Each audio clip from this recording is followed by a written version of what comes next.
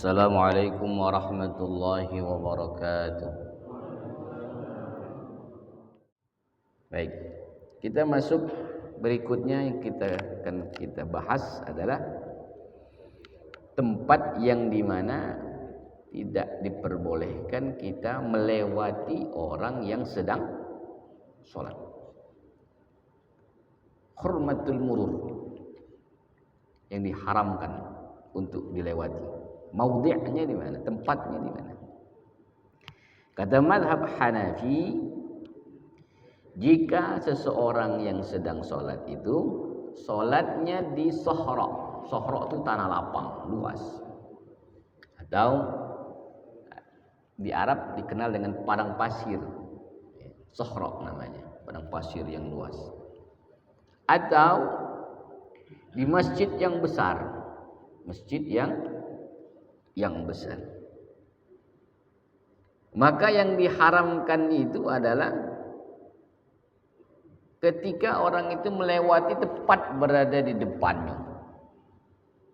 Jadi lapang yang besar, orang yang sedang sholat, masjid yang besar, orang yang sedang sholat, kita lewat depan dionian.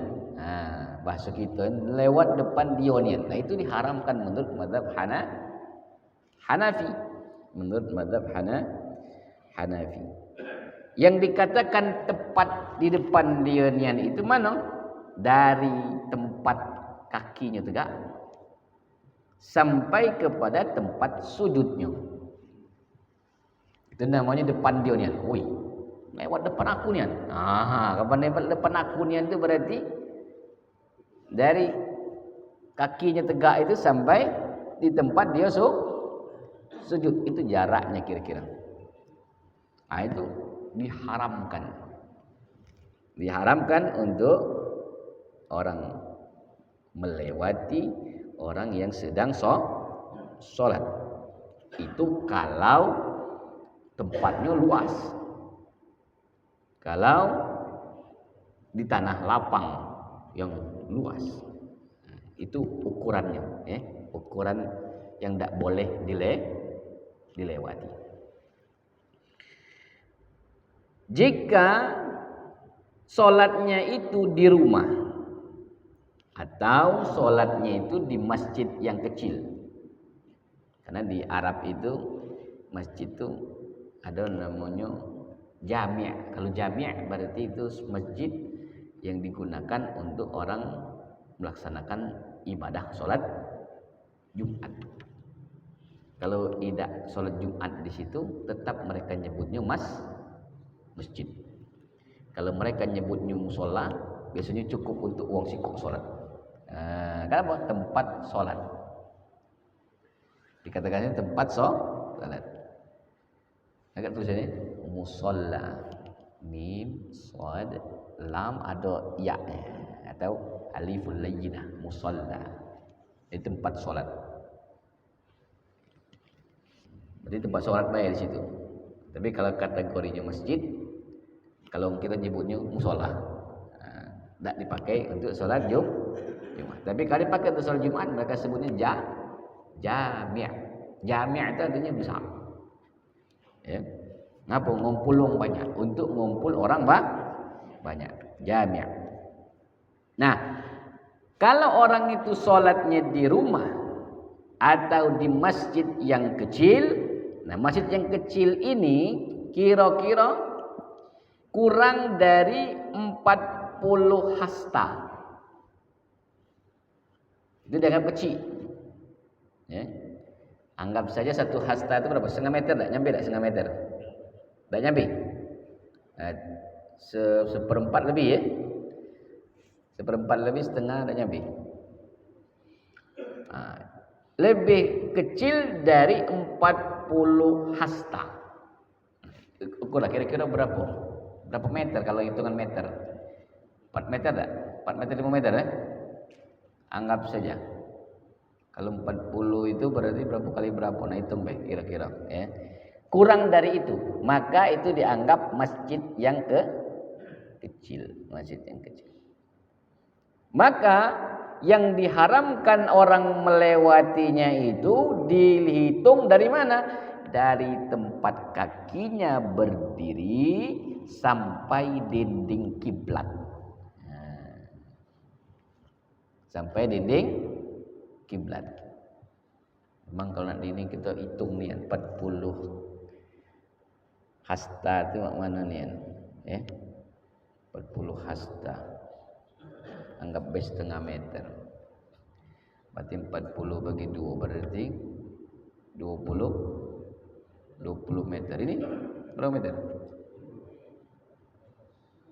Nah, berarti ini kecil berarti ini. Dianggap masjid kecil. Nah, jadi akol tapi dia lebih kurang dari 40 hasta. Kurang dari 40 hasta. Gitu.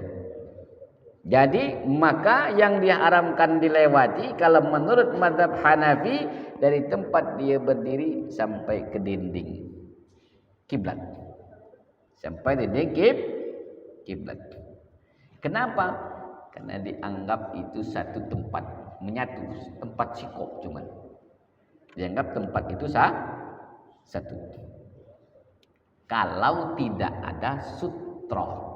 Nah, tambahannya itu kalau tidak ada sutra.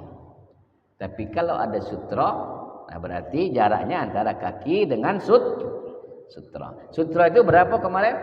Lebih kurang 3 hasta. Lebih kurang 3 hasta. Ngitung hastanya dari mana? Dari kaki kita tegak. Kedua kaki kita tegak itu. Nah, ini menurut mazhab Hanafi. Menurut mazhab Hanafi. Tapi kalau dia ada sutra, maka boleh atau tidak mudarat dia melewati belakang sutra itu. Jadi ini misalnya sutra. Ini orang tegak sholat. Artinya boleh dia lewat sini. Kalau dia ada sutra. Tapi kalau kata sutra maka dianggap sama, tidak boleh lewat. Itu menurut mazhab Hanafi. Kalau tempatnya itu kurang dari 40 hasta. Oke? Ya. Kemudian dan tidak dijadikan masjid yang besar atau sahra itu seperti tempat yang siko. Tidak dikatakan demikian. Ya, itu. Nah, maka dia akan mendapatkan haraj. Haraj itu bisa dimaknai dosa bagi orang yang melewati tadi. Itu. Nah, sekarang mazhab Maliki. Jika orang sholat ada sutrohnya, ada pembatas penghalangnya tadi, maka diharamkan orang melewati antara sutroh dan orang yang sholat. Sama tadi berarti. Kalau dia ada sutroh. Dan tidak diharamkan melewati di belakang sutroh tadi. Sama berarti kan? Maknanya, pemahaman maknanya sama. Maliki dan Hanafi, walaupun bahasanya agak sedikit berbeda. Jika dia tanpa sutra, maka diharamkan melewati orang yang sholat itu. Dari mana ngitungnya? Dari tempat dia berdiri, tempat dia ruku, dan tempat dia sujud baik. Jadi diukur juga. Jadi kalau orang itu panjang, bisa jadi rukunya jauh jaraknya kan. Itu. Sujudnya juga jauh. Nah, cara ngitungnya begitu. Kalau dia kira-kira kita nak melewatinya, dia tak pasang sutra, maka kita lewat dia, kira-kira jangan sampai kita menginjak tempat dia bakal sujud atau bakal melewati dia ruku. Perkiraannya kan. Itu kalau dia tidak memiliki Kalau dia memiliki sutra, maka boleh lewatnya itu di belakang sutra. Jadi kita harus sudah membiasakan. Kalau nak sholat sunat, kalau kira-kira bakal orang melewati kita, apa bisa dijadikan sebagai sutra. Bisa dijadikan sebagai sutra. Kira-kira peci. Kira-kira serban, gitu kan? Apa yang bisa jadi menghalang? Gitu ya. Mazhab Maliki. Mazhab Syafi'i, apa kata mazhab Syafi'i? Diharamkan melewati fima bainal musalli wa sutratihi biqadarin thalathati azra'i fa aqal. Jadi kalau mazhab Syafi'i yang diharamkan untuk dilalui ketika orang itu sedang sholat, antara orang yang sedang sholat tersebut dengan sutra, kadarnya berapa jaraknya? Paling sedikit adalah 3 hasta. Paling sedikit 3 hasta. Jadi kalau kita ngukur, kita tegak 1, 2, 3, letakkan sutra sini. Paling sedikit.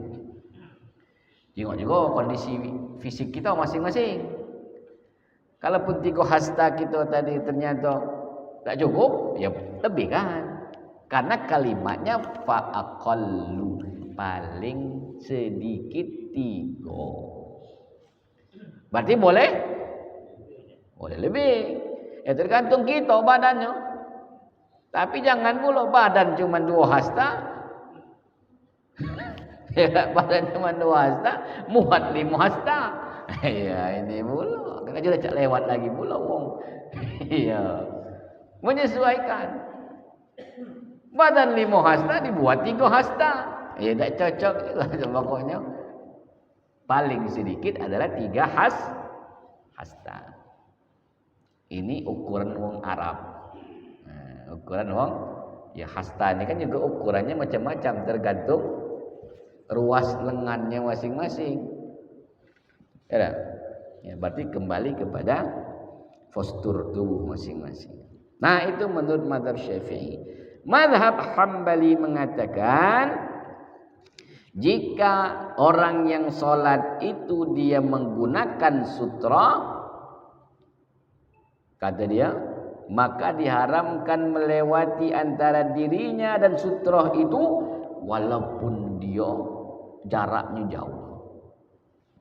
Dia pasang sutra nih, jaraknya besar.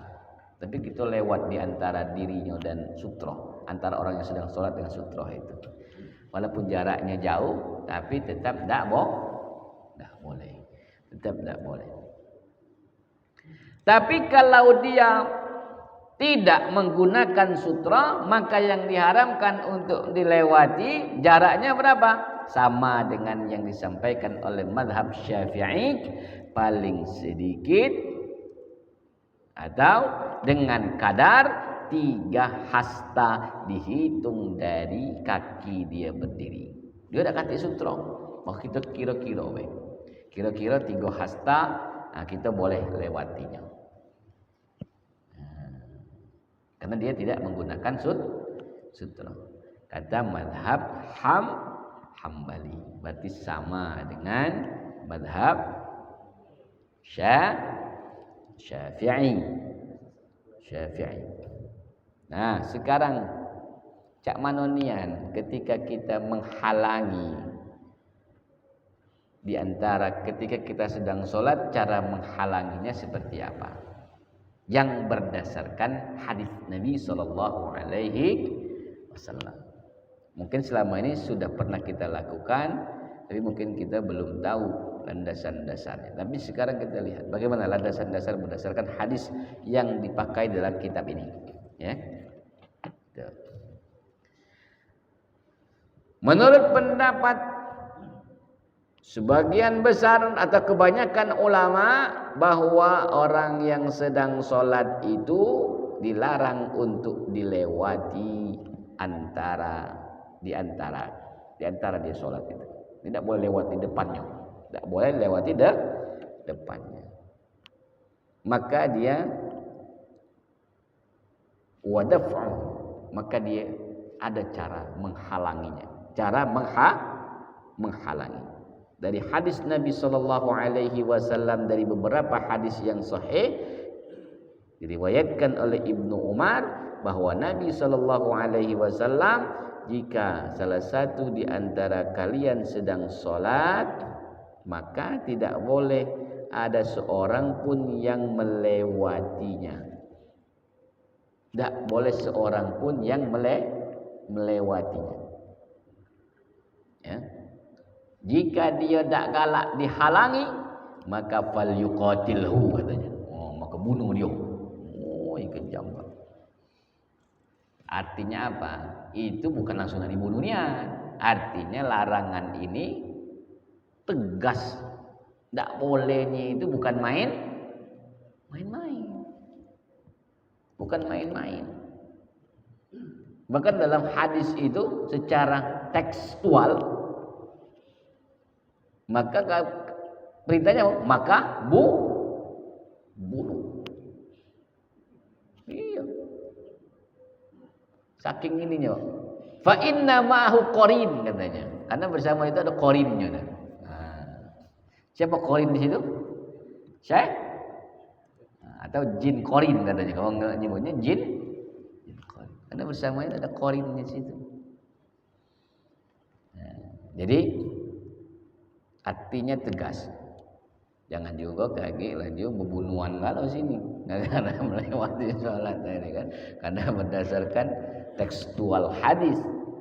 Nah, makanya kan hadis-hadis itu tidak bisa dimaknai secara tekstual. Nah, menunjukkan apa? Menunjukkan bahwa saking kuatnya larangan itu. Ya. Artinya tidak main-main, tidak boleh kita melewati orang yang sedang sholat. Makanya yang sholat pun harus tahu diri juga. Yang sedang sholat pun harus tahu diri juga. Jadi bukan cuma kita meminta permakluman yang melewatinya, tapi juga yang sholat juga harus tahu. Kita jangan sholat di tempat orang lewat, lalu lalang. Nah, depan pintu. Bahasa Palembang, muaro pintu. Nah, sholat di muaro pintu. Dan memang paling lemah sholat muaro pintu itu. Cepat masuk, cepat keluar. Memang dicari bang muaro pintu itu. Itu hadis yang dari Ibnu Umar. Hadis kemudian Abi Sa'id Al-Khudri berkata, aku telah mendengar Nabi sallallahu alaihi wasallam bersabda, jika salat salah satu di antara kalian kemudian dia memasang sutroh dari siapa? Ada penghalang dari manusia yang lewat, yang lalu lalang, dan ada seorang yang akan melaluinya, maka halangi dia. Halangi orang tersebut. Kalau dia menolak, dihalangi, nah, fal yuqatilhu.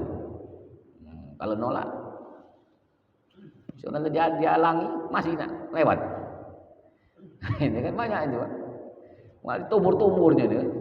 Tumur-tumurnya. Sutra dia, tak keruanan. Kalau ada yang nak bertanya tentang mana kalau di Mekah, nah ada penjelasan ini ya. Sebelum bertanya kita jawab. Sebelum bertanya akan dijawab. Ketika dia menolak untuk dihalangi, maka apa? Fal yuqatil qatil. Kenapa? Karena dianggap fa innama huwa syaitan. Nah, dianggap syaitan. Kalau dianggap syaitan. Setan, dianggap setan. Jadi kalau kita melewati orang sedang sholat itu dianggap sebagai syaitan.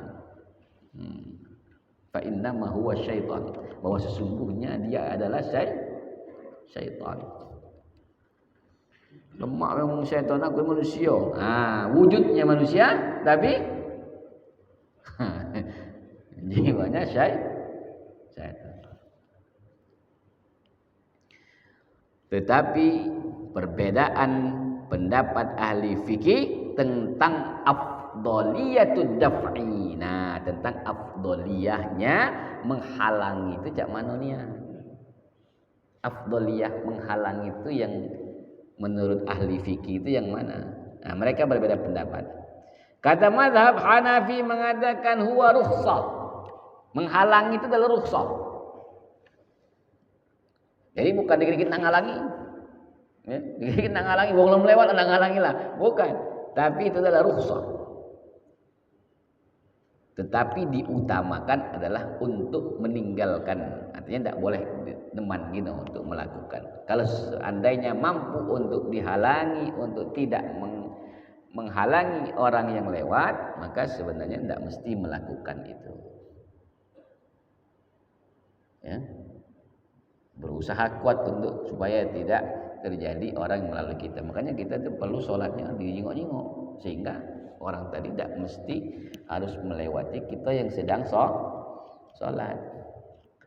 Kalau ada tiang, nah balik tiang. Kalau atik tiang berarti dekatlah di dinding. Kalau ada sutro, ambil sutro. Kalau dulu banyak orang yang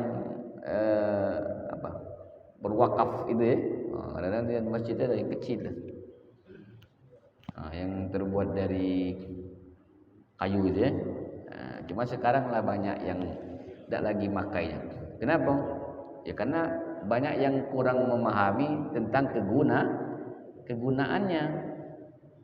Sebenarnya bukan mereka tidak galak, karena banyak yang kurang memahami tentang kegunaannya, sehingga dia menganggap ringam bahasa Palembang, ringam kebaik. Nah, sehingga barang itulah kadang-kadang simpan atau kadang-kadang hilang pula gitu kan. Nah itu. Maka itu fungsinya, fungsinya ya, sutra itu. Ada yang masjid yang punya, ada yang masjid memang lah punya hilang. Ada yang masjid yang tidak punya. Nah, fakana fi yadihil Islam hina kana al-amalu fi salati mubahan. Fi bada'il Islam, dulu pada awal Islam amal-amal itu adalah amal yang dibolehkan di dalam salat. Namun sudah dimansukhkan. Apa dimansukhkan? Dihapus pembolehannya. Maka menurut mazhab Hanafi itu adalah rukhsah, bukan sesuatu hal yang serta-merta harus dilakukan, tapi hanya rukhsah bagi orang yang sedang sholat untuk menghalangi orang yang akan melewati dirinya yang sedang sholat tersebut. Jika ada seorang laki-laki yang ingin menghalangi melakukan amalan tersebut dengan rukhsah, maka ada beberapa cara. Yang pertama, daf'ul isyarah, dengan isyarat.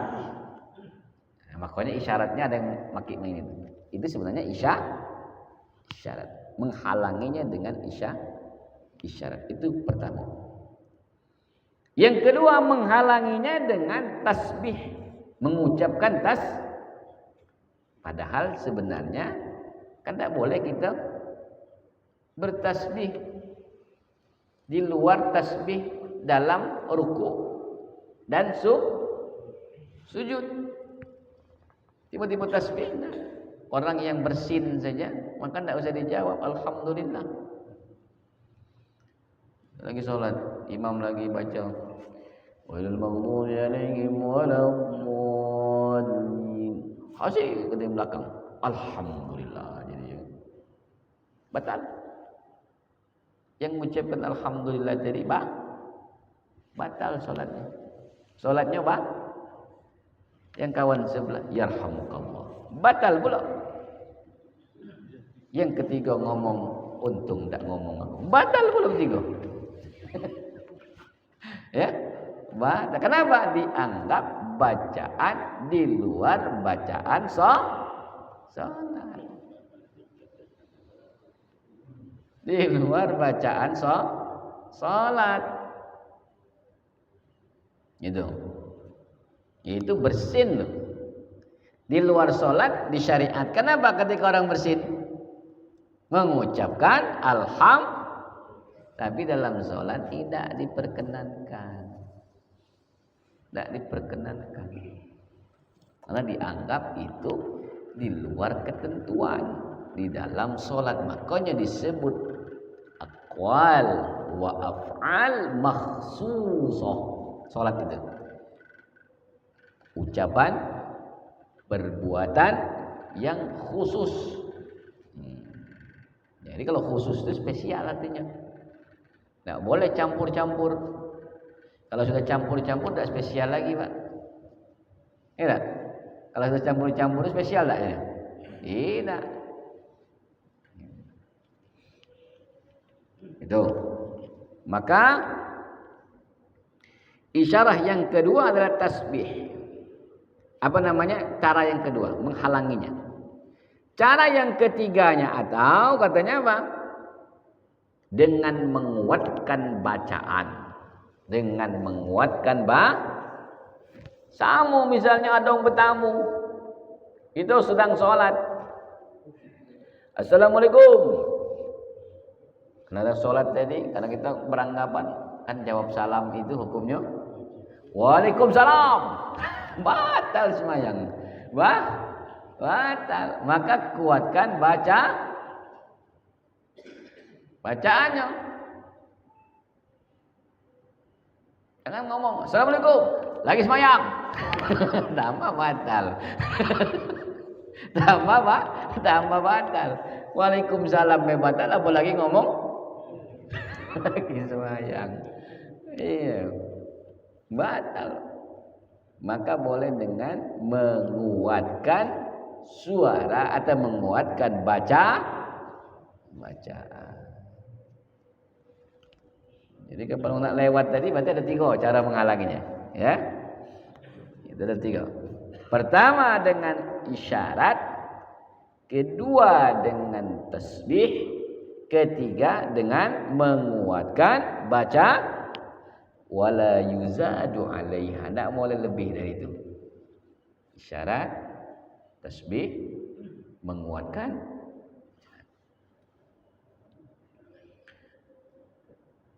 Dimakruhkan menggabungkan ketiganya.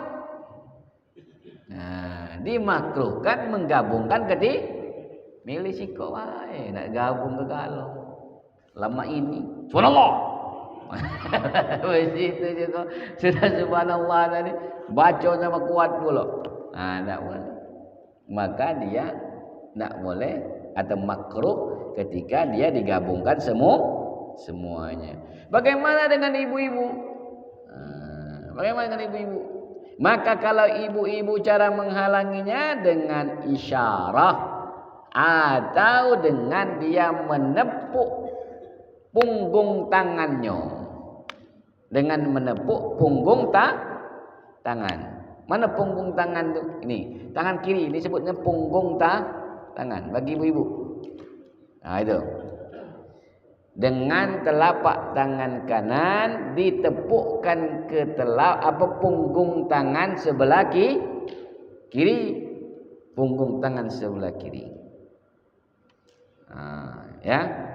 Itu caranya bagi ibu-ibu dengan isyarah. Yang pertama dengan isyarat atau dengan menepukkan punggung tangan kiri dengan telapak tangan kanan. Dalilnya mana isyarat itu? Kita dekat dikit-dikit. Mana dalil?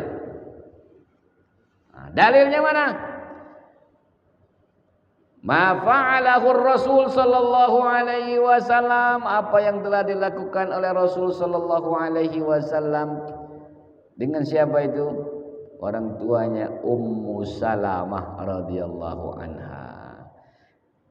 Itu dalil isyaratnya yang dilakukan oleh Nabi.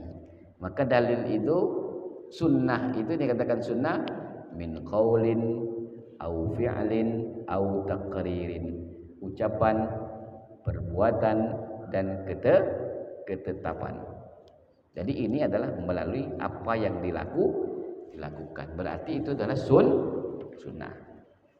Jadi sunnah itu jangan, kalau kata hadisnya kamu tidak bersunnah. Jadi sunnah itu bisa jadi dia Nabi nggak ngomong, tapi Nabi melakukan. Itu sunnah. Nabi tidak ngomong, tidak juga melarang, berarti ketetapan, namanya takrir. Ngomong tidak, ngawikan tidak. Nah, namanya takrir. Tapi Nabi tidak melarang juga. Nabi nyuruh tidak, melarang juga tidak, ngawikannya juga tidak. Nah, berarti disebut dengan takrir. Namanya takrir.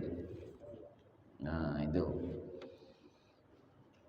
Kalau kita ni kan apa nak dilakukan Nabi bid'ah. Katik omongan Nabi tapi sekarang kita tanya, ada tak Nabi melarangnya? Itu. Ada tak kamu yang betul-betul yang Nabi ngomong larangan? Kalau tak katik berarti maka kaidah fikihnya, jika tidak ada dalil yang mengharamkannya, maka dia boleh. Kaidah itu yang dipakai. Ngapa tidak kalau Isra Mi'raj? Takut bid'ah katanya.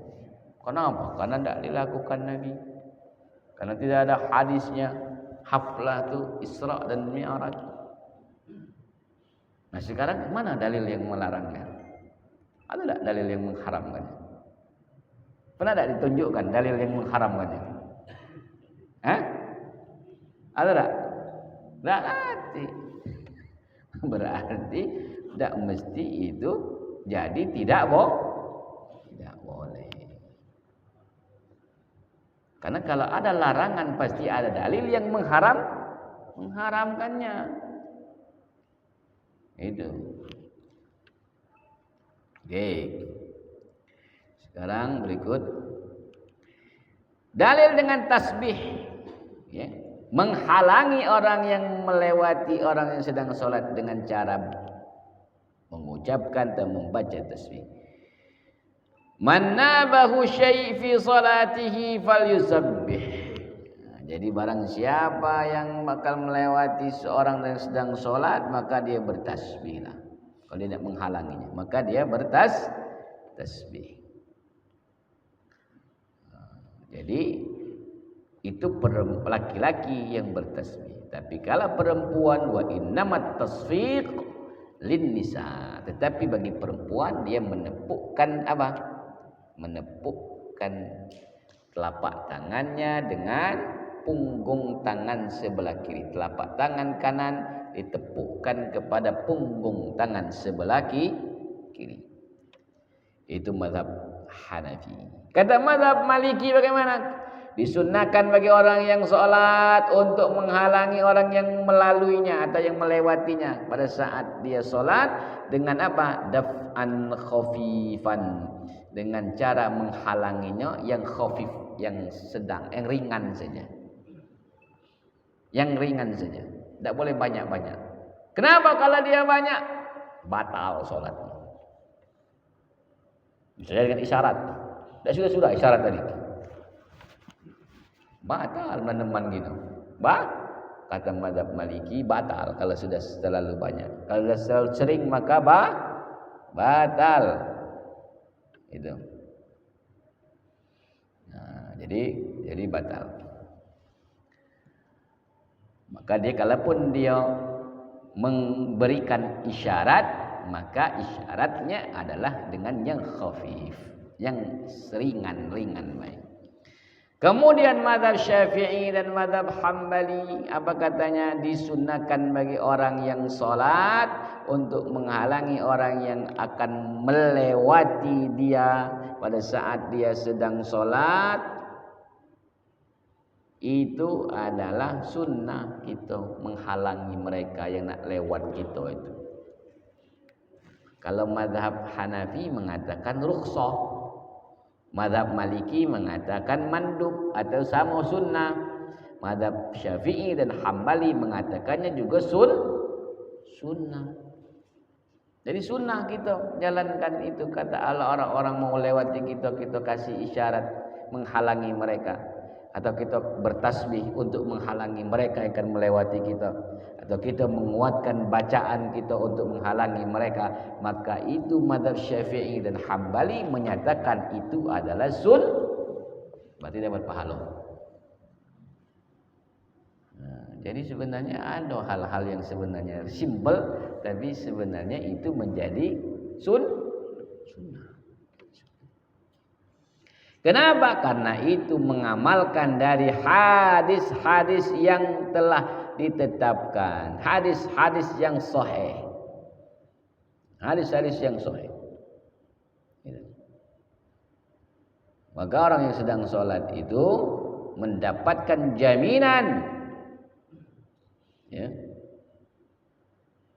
ketika orang melewatinya itu, maka jaminannya apa? Dapat membunuh orang yang lewat itu, atau orang yang dianggap menyakiti. Orang lewat sholat itu dianggap menyakiti, Pak. Kenapa dianggap menyakiti? Coba kamu dalam semayang, wong itu lewat depan kamu, apa yang terjadi? Langsung nak marah kan? Apa nih semua sholat ini lewat? Akhirnya apa? Sholat tadi khusyuk tak kira-kira? Tidak lagi khusyuk sholat tadi kan? Sholat tadi tidak lagi khusyuk. Nah, tetapi kalau dia di Mekah dan di haram, wala yuraddul mar baina yadayil musalli fi Makkah wal haram. Tidak boleh menolak orang yang lewat di antara orang yang sholat ketika berada di mana? Ketika berada di Makkah dan berada di haram. Kalau kamu nak ngalang, tak baca lagi. Ya. Bedanya di situ ya, di Makkah sama di haram itu tak bisa. Ya, tak bisa kalau kamu main terus. Itu, ya, itu.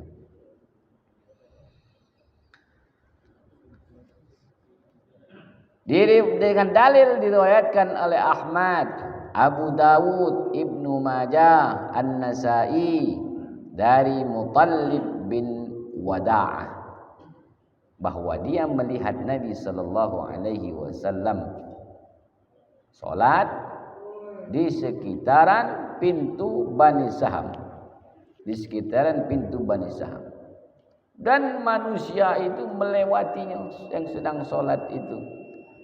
Dan tidak ada sutra antara Nabi sallallahu alaihi wasallam. Jadi di situ dalilnya.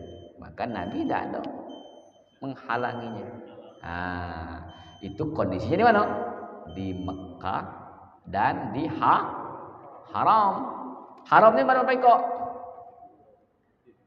Haramain, tapi di sini Makkah dan haram, ya, di kota haram, ya, sesuai. Selesai pembahasannya.